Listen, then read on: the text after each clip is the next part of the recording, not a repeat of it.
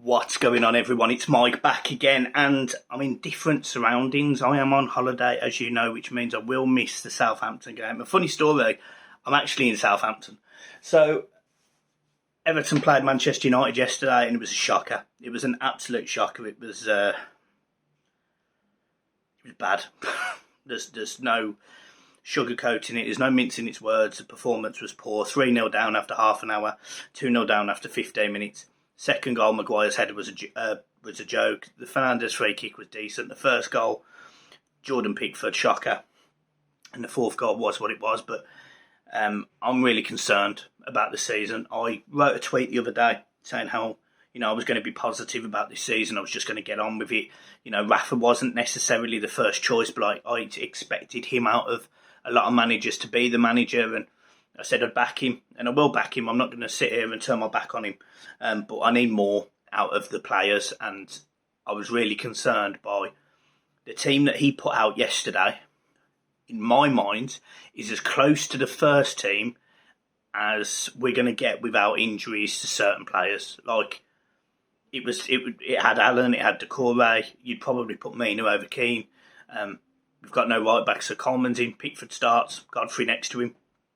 Then you've got, probably Tamari Gray will start, Townsend will start rather than Richarlison at the minute because of the Olympics. And we didn't have a striker. We had Calvert-Lewin and James Rodriguez. Obviously, James started and Calvert-Lewin was injured with a toe injury, so you'd probably make that change, but I was really disappointed. I thought James, the first 10 minutes, looked all right. He put a slide tackle in to win the ball back. He gave the ball to Decore. Decore lost it. I am really worried. I'm really, really worried. And look, I'm not going to sugarcoat it, and I'm not going to go into it. I'm not going to start slagging people off. It's pre-season.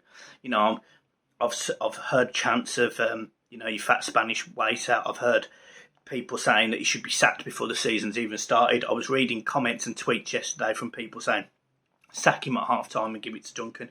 He hasn't managed a competitive game for Everton yet.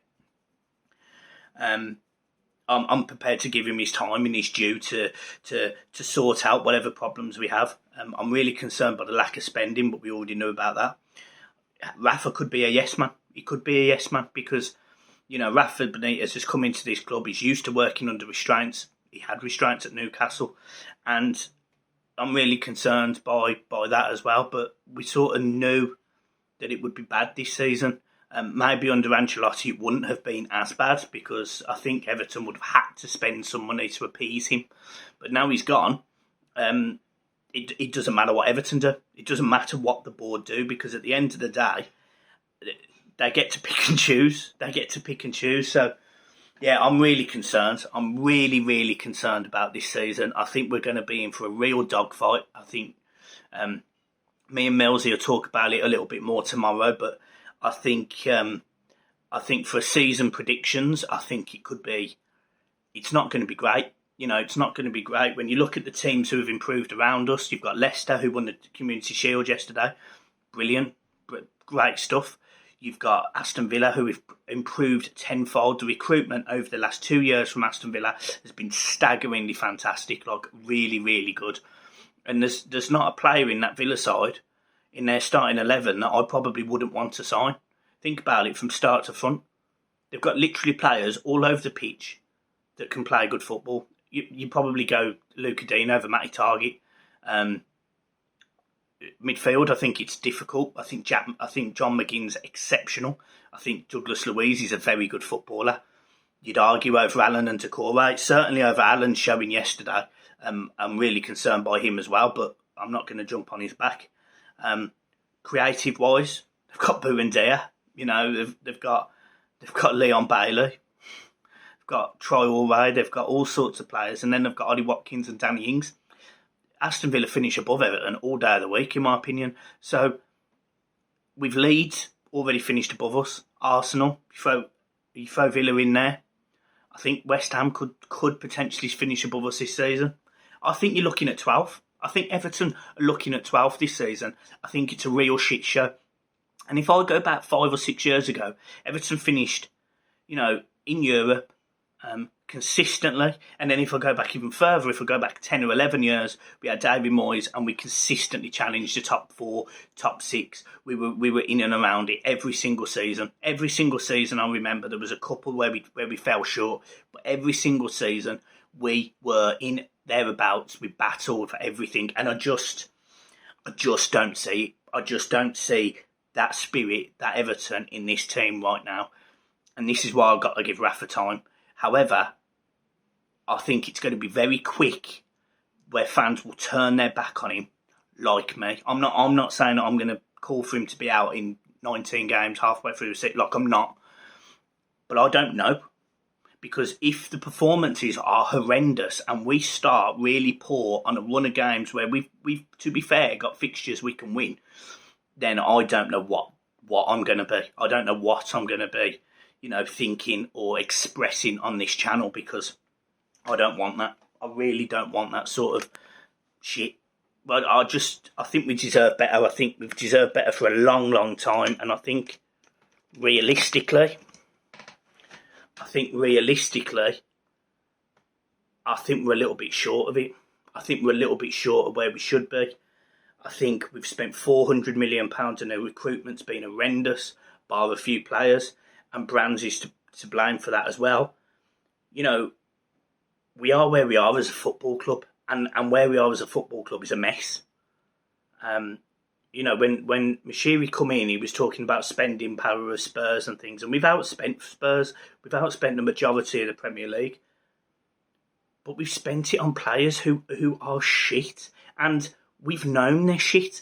For me, the amount of abuse I got, and I got somebody message me when I commented on Alex Iwobi's signing, and I was right.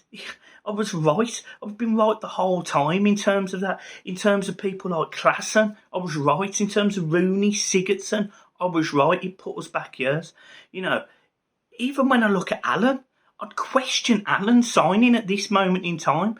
£20-odd million, 30-odd years old or 30 years old.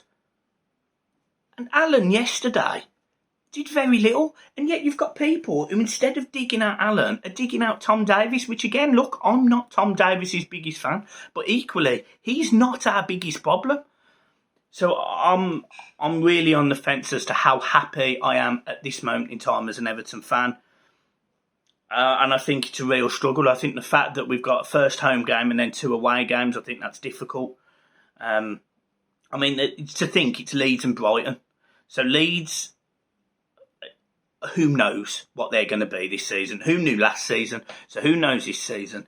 And then on top of that, we've got Brighton, who, if they've got a goal scorer, if they play like they did last season, they finish Champions League.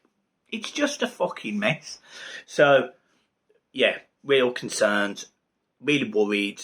Don't mean to come across as negative as this, but as a sort of match reaction and sort of feedback, very scared. In terms of linkings and players that have been mentioned, it's very quiet. I must say I haven't particularly checked Twitter and stuff today, but it was particularly quiet. Dumfries could potentially get that move to Inter Milan now that Chelsea have agreed €115 million deal or whatever it is for Romelu Lukaku. It's fucking shit. We are as an 11. As our strongest 11, we are capable of beating anyone on our day. But I'm very concerned how often we're going to see our best 11. And I think we really need to look to... I don't know how we can fix that this season. I think we can fix it next season. I think we can adapt. I think we can change. I think we can... If we have a shit summer in terms of signings and don't spend a lot of money, I think next summer we can go again and spend a lot more and maybe spend 80 or 90 million because financial fair play won't hurt us as much. But if my maths are right, and I've read a few people's reports, I read the Esks report, if you know Twitter and you know his WordPress statements and what he does, you're going to know that potentially we're already £60 million over. In terms of financial fair play. It's just whether how much of the stadium can come out of that, how much of development can come out of it. But if we're already over, we're already going to be under scrutiny. So real concerns about what happens this season. We've just got to get on with it. It's going to be a very rocky ride, and we go into that Southampton game. Match preview Thursday, obviously. And I'm really scared about it. Really scared. So, look, guys, I'm leaving it there. Have a good one. If there's any interesting news, any good things, let me know. But at this moment in time, it's very monotone, very negative. I hope we do well. I pray we do well. But I have real doubts. Guys, I'm leaving it there. Have a good one. Peace.